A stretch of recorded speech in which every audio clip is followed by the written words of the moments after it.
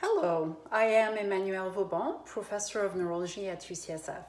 I am the Chair of the Executive Committee for the International Women in MS and want to welcome you.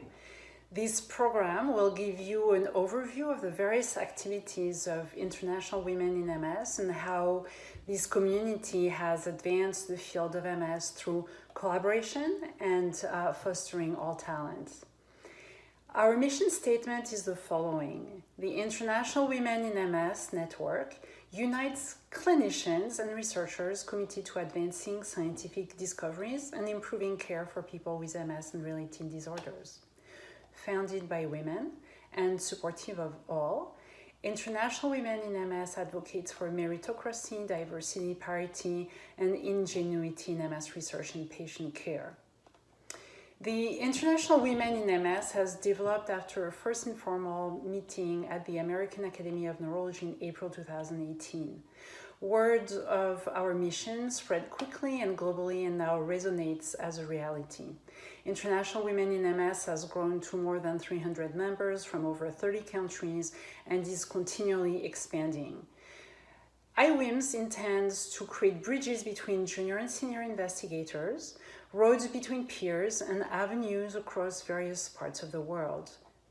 We have developed partnerships with various scientific organizations and MS foundations. For example, ACTRIMS, LACTRIMS, ISNI, National MS Society, and several others which are pending are partners with International Women in MS. We deeply thank ACTRIMS, which is providing administrative support to International Women in MS to continue our trailblazing mission. We are developing partnerships also with various companies to promote the diversity of speakers and chairs at various programs. Our activities are open to all and free, and they include, first, a mentoring program including over 10 subgroups of interest such as global epidemiology, immunology, genetics, MRI, and so on, with sessions that occur every 3 months or so recorded and shared on our website. A leader program inviting senior women in various fields to share their leadership trajectory with younger investigators. COVID and MS scientific sessions in which investigators from all over the world shared in real time their findings about how MS and MS treatments may affect the risk of COVID infection or its severity. These sessions have also invited researchers in immunology to review biological mechanisms relevant to COVID infection in MS and treatments. In 2020, we held over 15 sessions attended by 100 to 150 investigators and clinicians from over 15 different countries at each time. Many of the sessions were recorded and shared with the MS community on our website. We also have a nomination committee in charge of nominating individuals for various awards and recognition. And we are planning to develop another program to help female investigators from underrepresented areas to travel to renowned MS clinics or research groups to shadow their activities and develop collaborations, but also maybe provide seed money for these underrepresented investigators so they can start on a research project. I want to thank all the executive committee, terrific women from all over the world who are parts of that committee driving the force of International Women in MS. Stay tuned and join us for any activities of interest. For more information, check our website, iWiMS.world, international in MS.world. Hello, I'm Ann-Kathrin Propstel. I'm a neurologist and assistant professor and research group leader at the University of Basel in Switzerland, and I'm leading the scientific interest group effort at iWiMS. It's a pleasure to present to you some of the recent achievements and the way this pillar of iWiMS is set up. When we created iWiMS, one of the key idea was that it should facilitate and foster scientific collaboration among iWiMS members across the globe, across different nationalities, across different interests, and across different juniority and seniority levels. And so to that end, we created what we call the scientific interest groups. And these interest groups are co-led by 1 or 2 iWiMS members. And to date, we have 14 different interest groups with various topics ranging from clinical neurology over neuromyelitis optica spectrum disease to neuroimaging, as well as more basic research topics such as genetics and genomics, and neuroimmunology and myelin repair. And the aim of these interest groups is that we have about quarterly meetings on Zoom, so they're fully virtually, where different iWiMS members from the group will hold presentations, and we also have invited speakers. And so the different groups have taken a very diverse approach to really creating their interest groups and to fostering the exchange. And I'm just talking about 2 examples. The neuromyelitis optica spectrum group, for example, co-led by Jackie Palace, Nazrin Asghari, and Romina Mariano, have recently created an extremely successful patient events for patients with NMOSD, where they have created a 1-hour meeting with a few keynote lectures covering the most recent advances in NMOSD research and clinical therapies, and have then invited patients to ask their questions. And this has been really well received. And second, the Women's Health and Pregnancy Group, led by Kerstin Helwig, has recently made an effort to come up with a joint manuscript that has looked at sex effects across the lifespan in women with MS, and it has really brought together the different expertise in that group to contribute to our understanding of these sex effects. And you'll hear more about the exciting events of the epidemiology group from Alan Murray. So looking back on the last 1.5 years since the establishment of these groups, it has been really wonderful to see the diverse community develop and grow. And I'm particularly excited about the diversity, about the flexibility, and to see so many junior members from various parts of the globe join this effort. With this, I invite you to participate. Meeting times and topics will be posted on the webpage, and you can contact us or the group leads directly if you're interested to join any of these groups. And if you have questions, please feel free to reach out to us. Thank you. Hi, I'm Ellen Mowry. I'm a professor of neurology and epidemiology at the Johns Hopkins University in Baltimore, Maryland. And I've had the pleasure since the inception really of iWiMS of being the chair of the Global Epidemiology Conference. And so the Global Epidemiology Group is one of the iWiMS subgroups.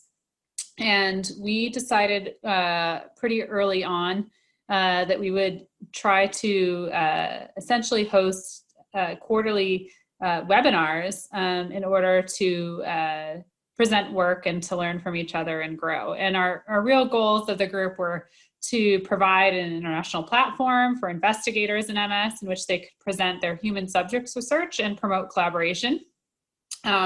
We also wanted to ensure that women, people of color, and other traditionally marginalized clinicians and scientists were given opportunities to present their research on the international stage. And we thought that by doing this remotely or by webinar, that we would help to avoid generating a large carbon footprint, and we would also ensure that people from places where there may not be enough money to travel to international conferences would also be equally represented.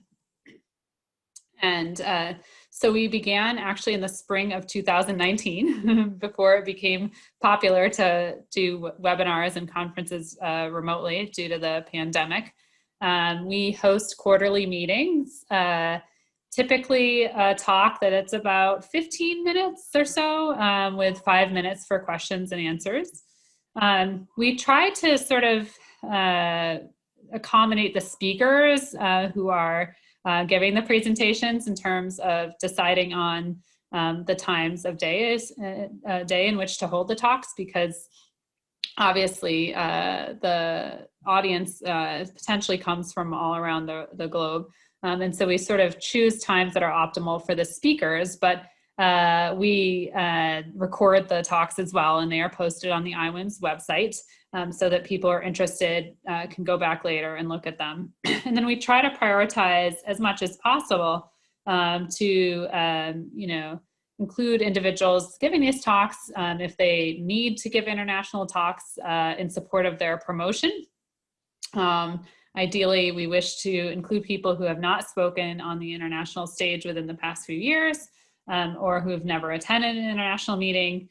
We'd like to balance countries as much as possible. And again, as mentioned before, we really try to give space and openness to women, people of color, and others from underrepresented groups.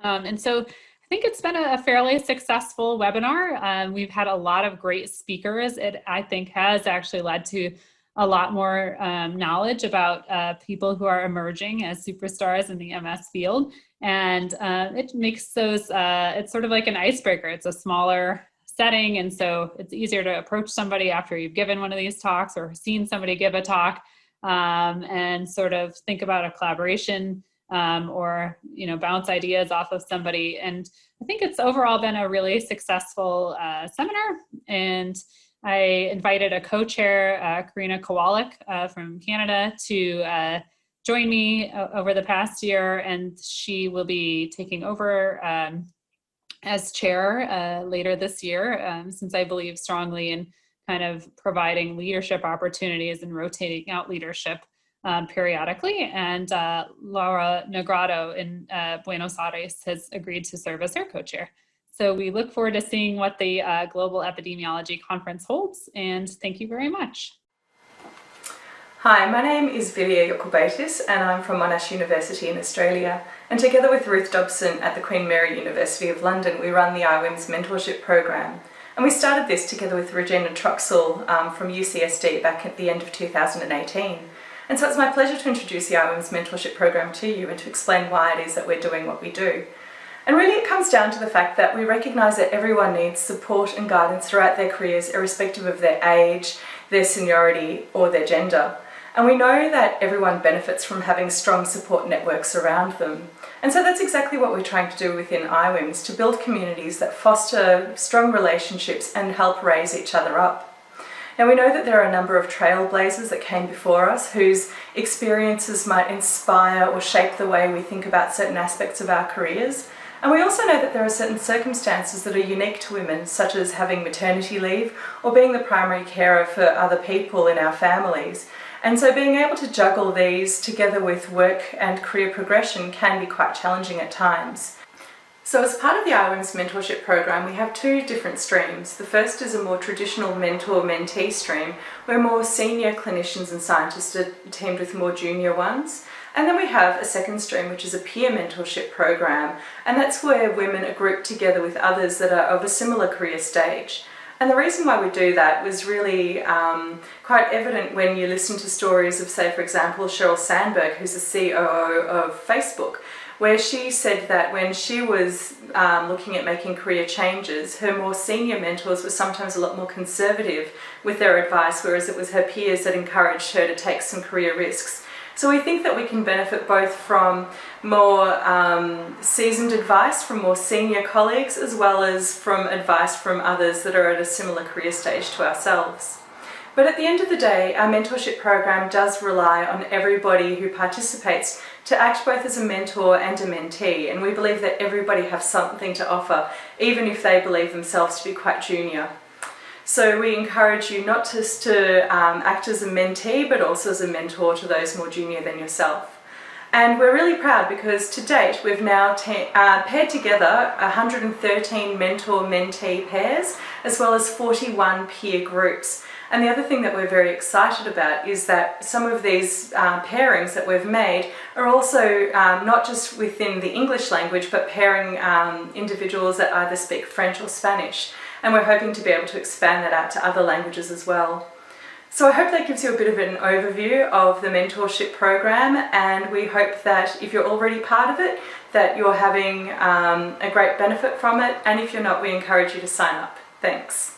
Hello, my name is Fiona Costello, and I'm a professor with the Departments of Clinical Neurosciences and Surgery at the University of Calgary. Together with my colleague, Dr. Marwa Kazi, I co-lead the Leadership Committee with the International Women in MS Network, or iWiMS. The mission of iWiMS is really to promote scientific discovery and improve the care of people living with multiple sclerosis or related disorder. To this end, the Leadership Committee has hosted several relevant webinars. Our first webinar was actually hosted at the very beginning of the COVID-19 pandemic and hosted Dr. Orly Avitzer, President-elect of the American Academy of Neurology. Dr. Avitzer really explored the themes of challenge in terms of how clinicians and scientists around the globe were dealing with the pandemic at that time. And this session led to a key publication in Neurology Today. In June of 2020, we hosted Dr. Maria Rivas, the Chief Medical Officer of EMD Serono, and launched into the theme of the power of reinvention, discussing how taking on new risks, new roles, and new directions could expand our careers. More recently, in October, we hosted the two CEOs and presidents of our respective societies, including Cindy Zegabolo, President and CEO of the National MS Society, as well as Pam Valentine, President and CEO of the Canadian MS Society. The theme of this webinar was really about advocacy, the clinician, patient, researcher spectrum, and asked the question how we can help one another. Going forward, we've learned some very important lessons in the Leadership Committee, and we are starting to record and post these fantastic sessions on the International Women in MS website.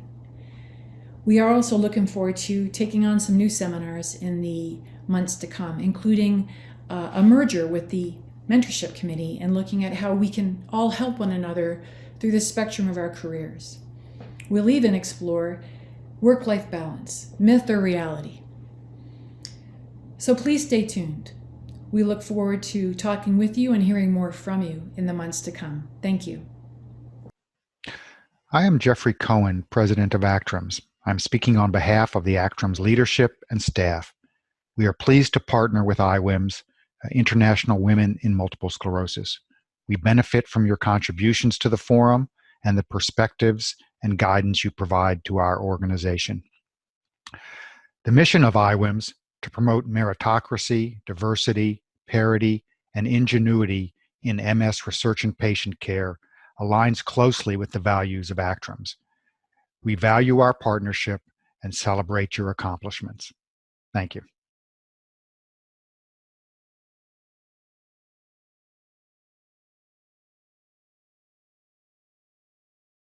Since the beginning of the COVID-19 pandemic, we have seen a revolution in the information dissemination process.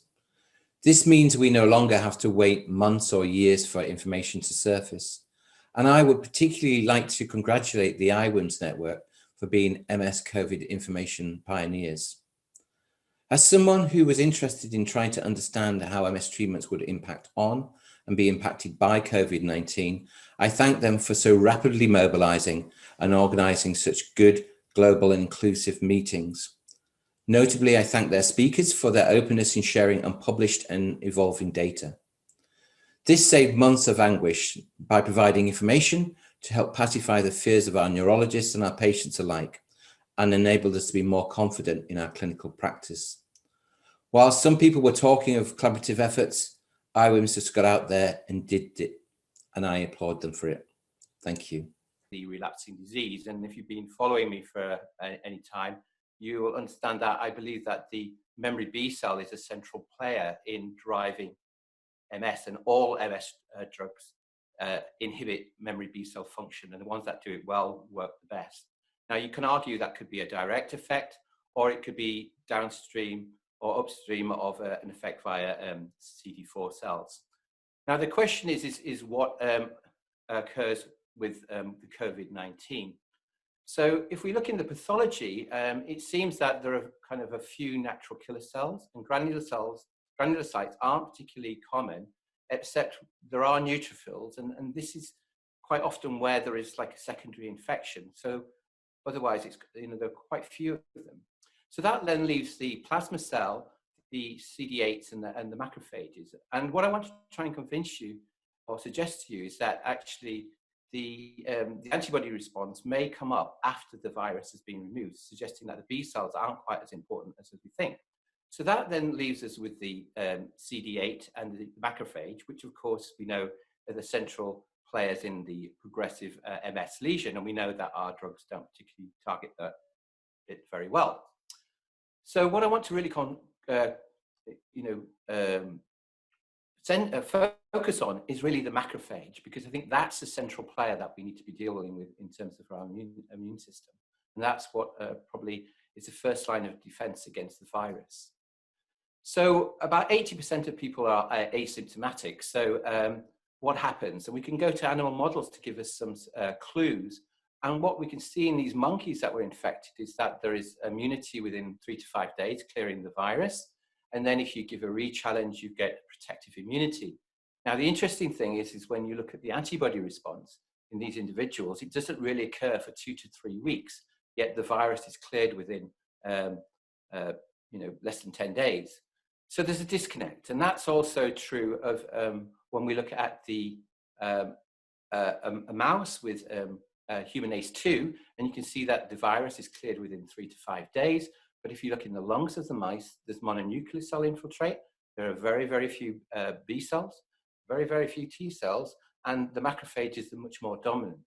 So what happens in humans? So you've seen this individual coming into Australia. There's a pre-symptomatic period, the median of about 5 days. This individual clearly got an immune response within 4 to 7 days and cleared the virus. But if you then ask the question, when does the antibody response appear? Again, it seems to peak after the virus has been cleared.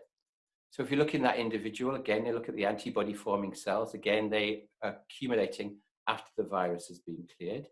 There's a CD8 T cell response at that time point. And importantly, if you look at the individual, you can see there's a big drop in the monocytes. Now, I think that's important because there was a few individuals that have had cancer, and they had like their lungs removed, and then they found that actually they had COVID-19. And when you look in those lesions, you can see actually it's largely macrophages, although you can see a few granulocytes. There's probably a eosinophil there. So that suggests that one of the first parts of the immune response is actually driven by macrophages. And then the animals tell us that the CD8s are quite important.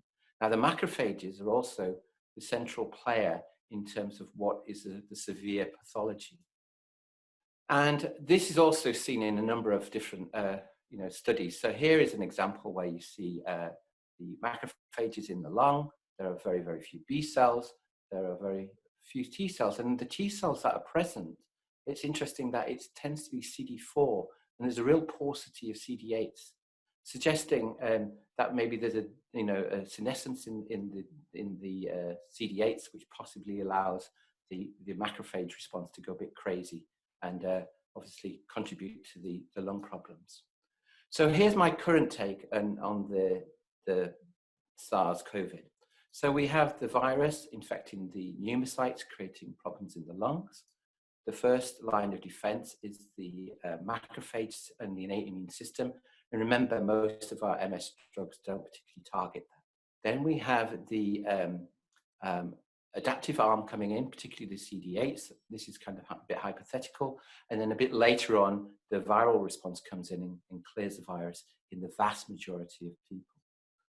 it seems that there are viral escape mechanisms that allow the virus to escape, and that causes the lymphoid tissue to become decimated, and so that contributes to the lymphopenia that we see. That is then associated with a inflammation of the macrophages going into the lungs, creating the acute respiratory distress syndrome, and then hypoxia. So that is the basis of what the review was. Now, if I were to write this review this week, I would actually be really focusing on the endothelial cell, because I think this is becoming a central player in what causes the respiratory distress. And we also need to consider the angiotensin renin system. And obviously that's linked into the virus targeting the ACE2 receptor. And that blocks some efficacy, creating an environment that actually creates oxidative stress, and I'll come on to that. That then links to the coagulation system that causes thrombosis, and that's a central problem occurring in COVID-19. How drugs do to this system? And the answer is probably very little. So what happens to the neutrophils? Well, again, most drugs don't target the neutrophil. The tissue macrophages, most MS drugs will not target the tissue macrophages. The monocytes, well, there's a transient effect with alemtuzumab. My concern perhaps would be with actually natalizumab, because VCAM is expressed in an inflamed lung, and perhaps that could stop the monocytes getting into the lung tissue. Now, if that's a problem for the severe disease, then obviously these agents would also protect against that. And this issue may be limited by the extended dosing interval, because that may allow the macrophages back into the tissues. What happens to the CD8s? Well, we know that there's a long-term depletion with the alemtuzumab. Again, the issue with natalizumab is potential. Fingolimod causes potential lymphopenia in the naive cells, and dimethyl fumarate causes lymphopenia in about 20% of cases. Cladribine is an interesting one, because that's kind of linked to the same type of severity potential as alemtuzumab, but yet actually CD8s generally remain within the lower limit of normal. Plasma cells, well, most of the agents probably don't target the plasma cells because they don't express CD20, limited CD52, and not much of the DCK. My concern perhaps would be the immature cells, because with ocrelizumab you may damage those, and it may then impede your effect to have a vaccination.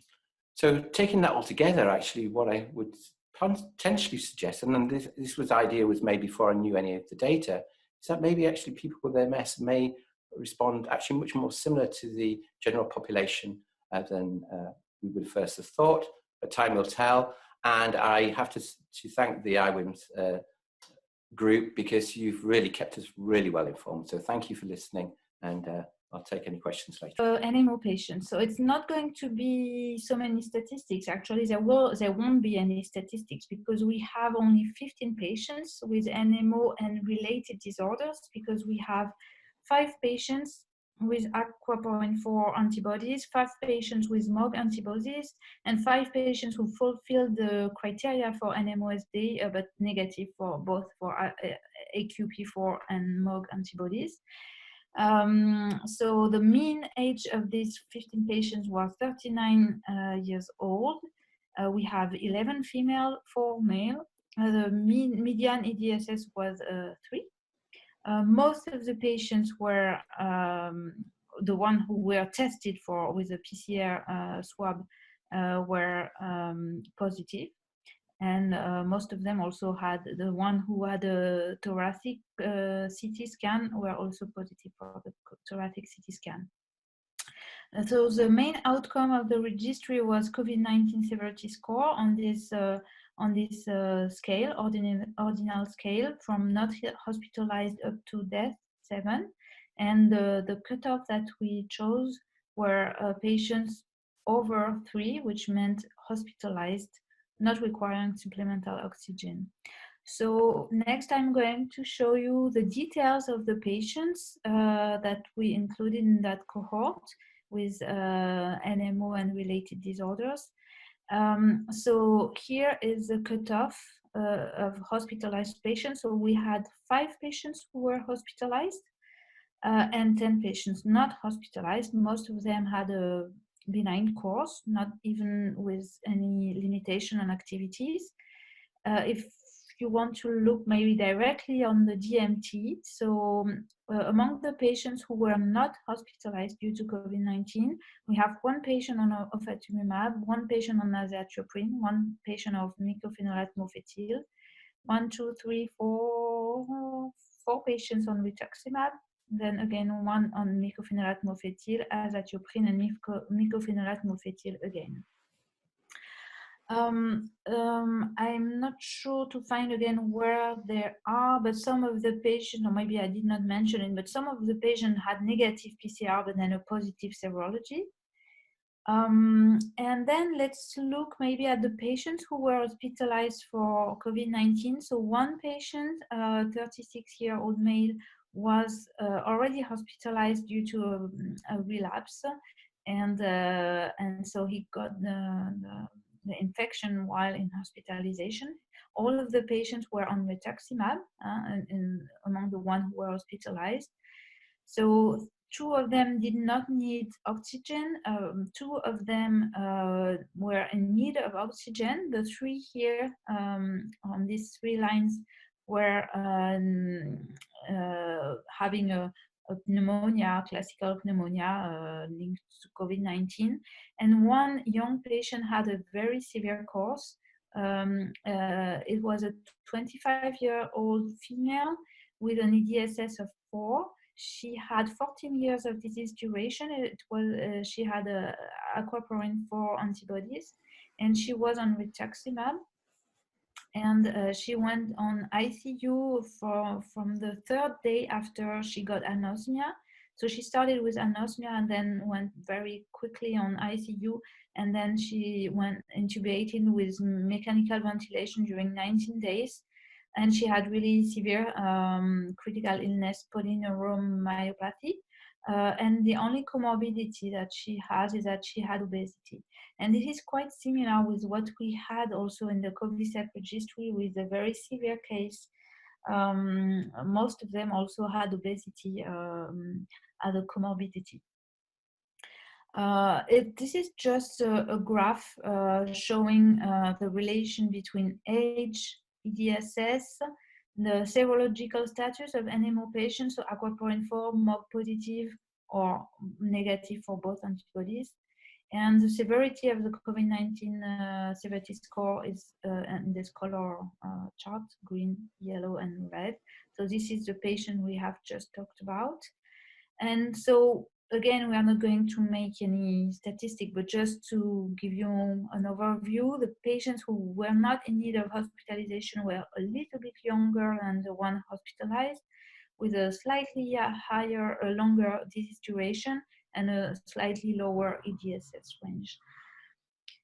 Working, then they would move from these hospitals to the others. And it was at the beginning, especially at the beginning, it was like a chaos. Everybody was seeking how to communicate with the patients virtually or through telemedicine or communication like phones, WhatsApp, Facebook pages. So these have been the tools of communication with the patients, whether in general to assess their follow-up or whether to assess if they have COVID or not. And so this has been the scheme, is that the patient communicates through either of these media, and then we do the questionnaire, and if there are functional skills, and review the labs and see what are we going to do about these patients. But the important thing I wanted to tell you about Egypt as part of the Middle East is that this kind of telecommunication is very popular and has been there for a long time as part of social activity and as part of direct communication between the physicians and the patients. So we have Facebook pages for nearly all of the patients of MS. We have WhatsApp groups for all of the patients of MS. And at the same time, we have in each center or university or MS unit, we have movie stars, which are physicians professors or associate professors who are always involved with the patients in these WhatsApp groups or Facebook pages nearly 24/7. I don't know really how they have the time to do all of this, but this has made the communication with certain characters in each center very easy and continuous. So at the beginning, patients were reluctant because we had these strict rules, quarantine for everyone who proved to be a COVID positive patient. And the patients were reluctant and afraid to talk about their symptoms. And then gradually, when things started to open up, then we had the opportunity to communicate with the patients when they had symptoms and then send them the questionnaires, which we wanted to include all of them, all of the data we needed. And this is part of a questionnaire, which is really a collection of several questionnaires in one questionnaire. PCR, symptoms, comorbidities, lymphocytic counts, severity, admission, recovery, additional data, lost EDSS, is there specific symptoms like loss of taste and so on. The peak of the COVID-19 was in Egypt was in June. So we can see here, this is 15 of June, Arabic language, 19 of June. So we have nearly 6,000 patients, more positive COVID-19 within only 40 days. And astonishingly, when the peak came, the government started to open up. There were very strict regulations at the very beginning, but when we had the peak, the curfew was later till 12 o'clock at night, and the hospitals were stuffed with patients. So there is no strict regulations that you have to quarantine the patients. You can go and quarantine at home, and things, because of probably overload of the system, it started to open up. So our registry in ACTRIMS University, as I told you, I will be speaking about these preliminary results. We had collected 78 patients. 68 of them were relapsing remitting, 10 were secondary progressive. Majority were females, 82%, and the majority were mild cases representing 72%, and the severe cases were only 2 cases. Now, because of the problems of the PCR, we depended more on the chest CT. Now, in Egypt, we have a lot of private activity, private systems, and private radiology centers. So those suspected of COVID would just go to a radiology center where they can do a CT chest with less than 50 euros, and they have the typical bilateral, subpleural, ground glass opacities that are characteristic of COVID. So you can see here that only 12 of the 78 performed PCR, while around 34 performed chest CT positive, and 7 in combination of both. We had also 40 cases on clinical grounds with the typical clinical picture of fever with anosmia or loss of taste or other symptomatology. And these are the reported symptoms among the 78 cases, with the main symptom being fever. And those with fever associated symptoms were anosmia more than 50%, and even diarrhea 30%. 35% of these 78 cases had direct contact with probably one of the family members in the house, and 65 did not have contact with a COVID positive patient. And the CBC collected from the patients showed that more than 56 and 59 showed a decrease in the total lymphocytic count and total leukocytic count and the total lymphocytic count, the absolute lymphocytic count. Now, among the 38 confirmed either by PCR or chest CT, the majority of these cases were mild, second moderate, and only 2 cases were severe. So most of them were mild. Now, here is a very important point. We're not talking about files from hospitals. We do not have, in the quarantine hospitals, we do not have files for MS patients that have been quarantined. This is more like a real world experience where you have direct communication with the patients. But at the same time, because of this very strong social network which is in the Middle East. So if there are patients who have been hospitalized, we would have heard about them in the social media, and we didn't. Among the 40 patients who did not perform either chest CT or PCR, again, the majority of the cases were mild cases, 85%. And this is the DMD distribution for the both groups, the 38 cases confirmed and the 40 cases only on clinical grounds. You can see that only 2 cases were severe, one with rituximab, one with fingolimod. These were admitted to hospitals. The rituximab case died. It was a secondary progressive case, EDSS 6.5, have been on rituximab for about 4 or 5 years, and there were comorbidities with this case. And the case with fingolimod recovered, although being severe.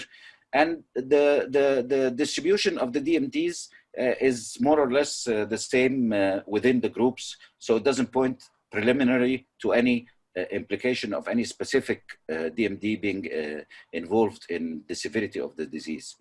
Again, to tell you about the development of this DMD availability in Egypt, in 2011, we didn't have any DMDs available on the expense of the government, whether Ministry of Health or social insurance or the national insurance.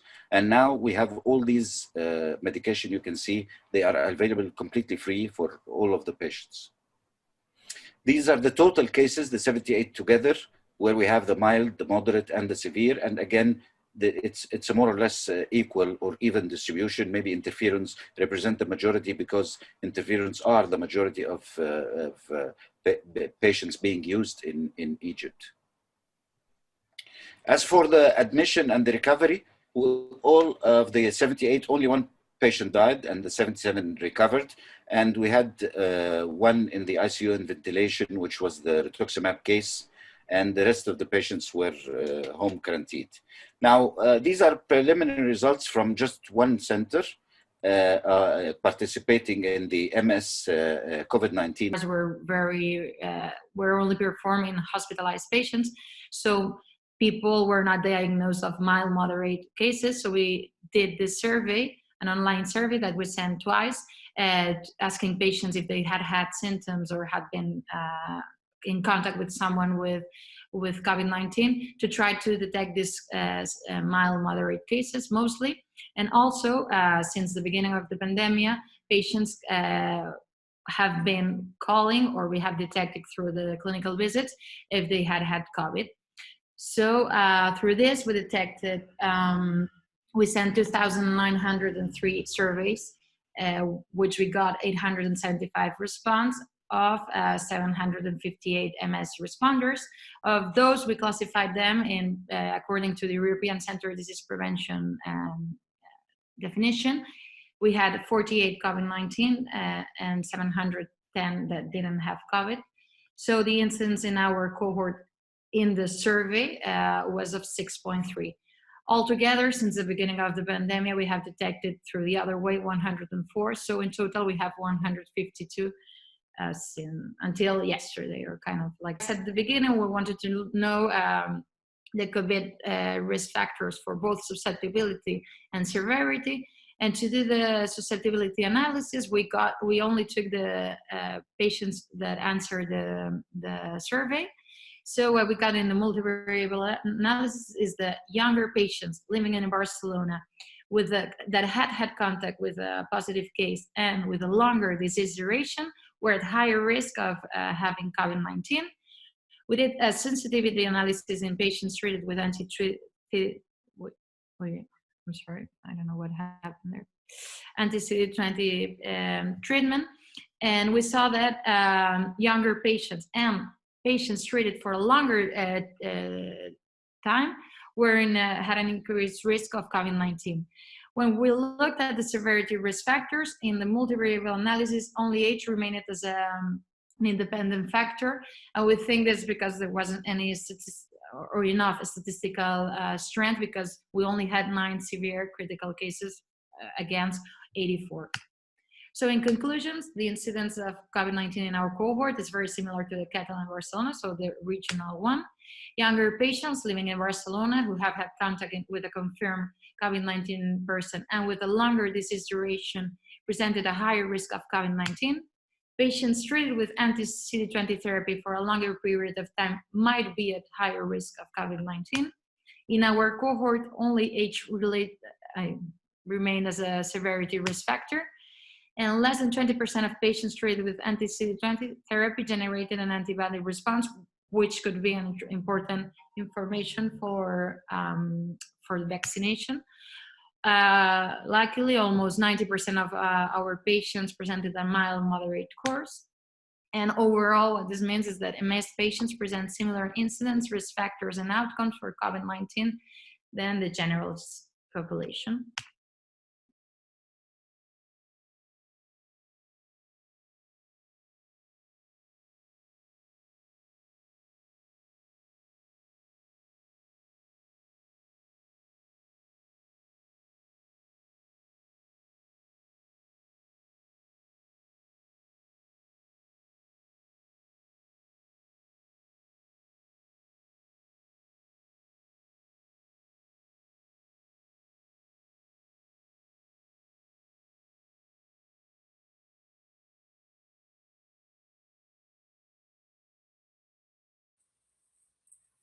My name is Dr. Mitzi Williams, and I'm a board-certified neurologist and MS specialist in Atlanta, Georgia, in the United States. I'm so excited to share a little bit about my involvement in the International Women in MS Network, which started with me being asked to give a lecture about MS in the African American population. And this really not only helped me to learn from my other colleagues around the world, but connected me with others around the globe, including colleagues in Africa who are working to understand neurologic disease in these populations as well. I think that it has really been instrumental in moving forward the understanding during the COVID-19 pandemic. I was front and center for each one of those calls where my colleagues from around the world shared their data and helped all of us better understand how to treat our patients during this very difficult time. I look forward to seeing what iWiMS will do in the future, and I'm so excited and glad to be a part of this amazing initiative. So our next and final speaker is Dr. Mitzi Williams, who's a neurologist and MS specialist in Atlanta, Georgia. She received both her undergraduate degree from Emory University and her Doctor of Medicine degree at Morehouse School of Medicine. She completed her internship and residency training as well as then an MS fellowship at the Augusta University Medical Center in Augusta, Georgia, before returning serving there several years and then returning to Atlanta to practice MS clinical care. She's got a very strong interest in understanding and furthering research in MS and ethnic minority individuals. She's famous, I think, as a speaker and presenter, both amongst clinicians, but also among patient groups. Does a lot of web-based speaking opportunities that I've had the opportunity to attend, and it's done a beautiful job. Has really taken a lead here in the U.S. on trying to increase research in underserved populations, focusing largely on African Americans with MS. And she's also the author of a book that's recently been published for patients, MS Made Simple, The Essential Guide to Understanding Your Multiple Sclerosis Diagnosis. So today she'll be talking to us about addressing diversity in MS, the African American experience in the United States. Thank you so much, Dr. Williams. Hi, everybody. Last but not least, thank you, Ellen, for that great introduction. Let me get my screen here so I can share. All right, can everybody, hold on, I started at the end. Okay, sorry. Okay, perfect. All right, can everybody see my screen? All right, awesome. All right, thank you so much. I'm not gonna take up a bunch of your time. I know we're kind of at the end, and so I'm gonna try to keep it interesting and maybe take a couple questions at the end. All right, so I'm gonna talk about MS and the African American experience here in the US. So just a little bit, I'm not gonna go really deep into epidemiology. I think that Deanna covered that extremely well in her talk, but just here in the US, the most recent data from the MS Society suggests that there are about 1 million people in the United States living with multiple sclerosis. And I have this picture here intentionally because we see that there are many people of different backgrounds here in the US, and we're also finding that MS may be a lot more diverse here in the States than we previously thought, which is kind of the setup for what I'm going to discuss today. So when we think about the common face of MS globally, we still think of MS primarily as a disease of women of Northern European descent. And I think that worldwide, that still is the case. I do think, as Deanna said, that there's a lot of data that we don't have in certain parts of the country, but we certainly know that the incidence and prevalence are high in some of our Northern European countries. But here in the US, we're finding a different face of MS that seems to be becoming increasingly common. So I live in Atlanta, Georgia, and in our city, we have a very large population of people living with multiple sclerosis. In Georgia, there's estimated maybe about 8,000 or more people living with MS, and the majority of people who come into our clinic look like this young lady in this slide. There was a study done by Kaiser in 2012 that suggested that the incidence of MS was highest in African Americans, and that there was up to a 47% higher risk in African American women. And so this was really very different from the paradigm that we've had here in the US. Training here in the US, I know this may have been Ellen's experience as well, we didn't really think that African Americans got MS that commonly. And this is a study that was done by the VA, a Gulf War veteran study, and I've got my box highlighted here with the incidence of MS in African Americans, and we can see in the green box there the African American males. The average annual incidence at that time in 2013 was suggested to be 8.41 versus 7.28 in white males. Black females 26.34 versus 25.79 in white females, and then total blacks was 12.13 versus 9.32 in total whites, which again was very counterintuitive from the general experience, especially I know during residency and fellowship. It was definitely not at the top of our differential if African Americans came in with neurologic symptoms. So this is a paper that I was fortunate to co-author with. Hi, my name is Verdosa. I am a first-year PhD student at the University of British Columbia in Canada. I'm supervised by Dr. Helen Tremlett and Dr. Isan Karim. I had the opportunity to present my master's thesis work at an International Women in MS Global Epidemiology Conference in 2019. This was the first time I presented my thesis work in an oral presentation to an international audience of MS researchers and clinicians. It was an incredible opportunity to gain experience presenting research and to get valuable feedback from senior researchers. The questions that were asked in the question period provided me with new insights, which I ultimately used when writing my manuscript. And the opportunity was also central to me deciding to pursue a PhD in MS epidemiology. I came to realize how much I enjoyed MS research, conducting MS research and presenting it. And it was also an experience I could include in my CV when applying for PhD funding and awards. So I think that the International Women in MS Network provides invaluable opportunities for students to present their research and to network. And I would definitely recommend students to join and to seek opportunities. Our first speaker today is Verdosa Youssef, who completed her master's degree in population and public health not that long ago, less than a year ago at UBC in Canada, where she was exploring the MS prodrome, about which we've heard a lot actually, and it's very exciting and very interesting. Before that, she had a pretty intensive undergraduate degree in statistics, biological sciences, and chemistry from UBC. Today, she'll talk to us about fatigue, sleep disorders, anemia, and pain in the MS prodrome. Thank you very much for joining.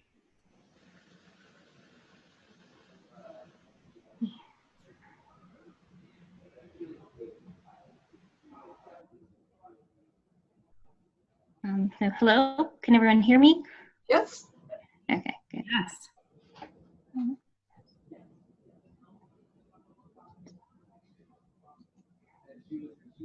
Okay, so hi everyone. So my talk is entitled Fatigue, Sleep Disorders, Anemia, and Pain in the Multiple Sclerosis Prodrome. So this is the study funding, disclaimer, and disclosures. So to start, what is a prodrome? A prodrome is a period of nonspecific symptoms that occurs before the onset of characteristic symptoms of a fully developed condition. In the case of MS, it would be a symptomatic period that occurs before a clinically isolated syndrome. It's important to study the prodrome as the earlier detection and treatment of conditions like MS could potentially slow down disease progression.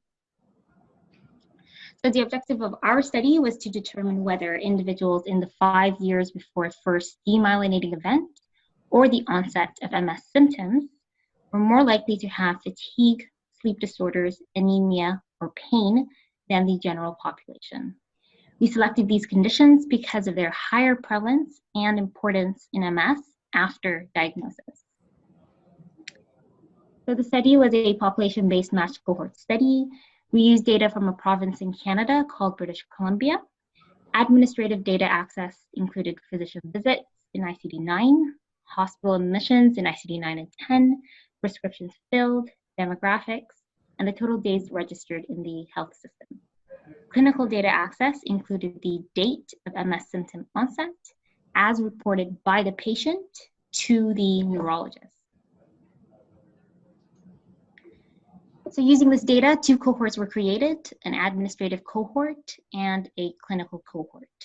In the administrative cohort, MS cases were identified using a validated algorithm that required at least 3 MS-specific medical encounters. MS cases were also required to be residents of British Columbia. Up to 5 controls were matched to each case on sex, birth year, and postal code. Controls were also BC residents. In the administrative cohort, the index date was the date of the first demyelinating disease claim or event, or an equivalent date for the controls. Without further ado, I'm going to introduce our first speaker, Dr. Laura Negrato. She is a neurologist at FLENI in Buenos Aires, Argentina, and she's going to speak to us about the epidemiology of MS and oligoclonal bands, a Latin American overview focused on Argentina. With that, Dr. Negrato. So as you well said, I'm going to speak about the epidemiology of MS and oligoclonal bands in Latin America and focusing especially in Argentina. So these are my disclosures, which none are relevant for this talk. So Latin America is a very vast territory with a very large population, and in this territory we have a very marked variability regarding climate, altitude, sun exposure, economic development, and ethnic composition, among others. And in general, it is a low to medium MS prevalence area. And there are several difficulties to assess MS prevalence here due to different methodologies used in the different studies, heterogeneous data sources, lack of official government statistics, and studies conducted at different times. Also a lack of clear differentiation between MS and NMO before the development of the Aquaporin 4 assay. Despite these limitations, this figure summarizes the available prevalence figures in Latin America. As you can see here, the highest prevalence has been reported in Puerto Rico of 69 every 100,000 individuals, followed by Buenos Aires of 38, and then Uruguay, southern Brazil, and northern Mexico, while the lowest prevalence has been reported in Chile, Bolivia, Peru, Ecuador, and Central America.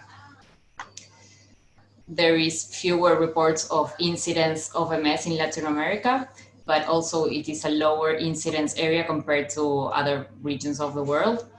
And again, the highest incidence has been reported in Puerto Rico. And also some countries have reported familiar MS, which on the same line still seems to be less frequent compared to other regions of the world. The highest familiar MS frequency has been reported in Argentina, around 10%. And there are several ethnic, genetic, and environmental factors that probably explain the lower prevalence of MS in our area. And I'm going to explain a bit about ethnicity because I think it is a very relevant factor. Latin America is a very complex area regarding ethnicity due to a very complex admixture along the years, and there is a very marked variability of this contribution of the several groups in the different areas. It results from the admixture of white European Caucasian, Native Americans, and Black Africans. But for example, Mexico, Ecuador, Peru, Bolivia, and Chile are areas with a very high contribution of Native Americans, while Black African contribution is found mainly in Brazil, Colombia, and the Caribbean. And on the other hand, white European Caucasian ancestry is located mainly in Argentina, Uruguay, and southern Brazil. And this variability in the ethnic composition is very relevant for MS epidemiology.